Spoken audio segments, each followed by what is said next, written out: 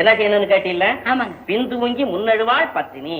அப்படின்னா என்னங்க? என்னன்னா புருஷனுக்கு வேணுங்கிற பணிவிடை எல்லாம் செய்துட்டு பின்னால தூக்கி முன்னால எழுந்திருக்கணும். ஐயா, அது எப்படிங்க? உங்க முதுகுக்கு பின்னால தூங்கி உங்க மூஞ்சிக்கு முன்னால எப்படி எந்திரிக்க முடியும்? நீ ஒண்ணு கவலைப்பட வேணாம்.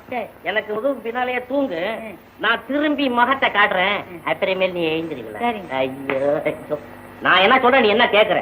நான் தூங்குன பிறகு நீ தூங்கணும், எனக்கு முன்னால எழுந்திருக்கணும். முடியுமா? ஆத்தாடி, இது அதை விட பெரிய கஷ்டம் இல்ல? இதுவும் கஷ்டமா? நீங்க பேய் அலையிற நேரத்துல பென்சில புடிச்சிட்டு கிறுக்கிட்டு இருப்பீங்க, எப்ப படுக்கிறீங்க எந்திரிக்கங்கிறத எனக்கு தெரியாது. என்ன செய்ய, உன் தூக்கம் அப்படி.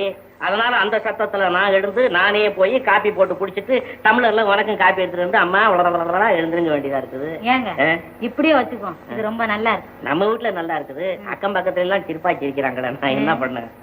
அப்போ நம்ம ஒரு ஒப்பந்தம் செய்துக்குவோம். செய்துக்குவோமே. முன்னாடியே நீங்க படுத்து தூங்கிருங்க. சரி. என்ன கால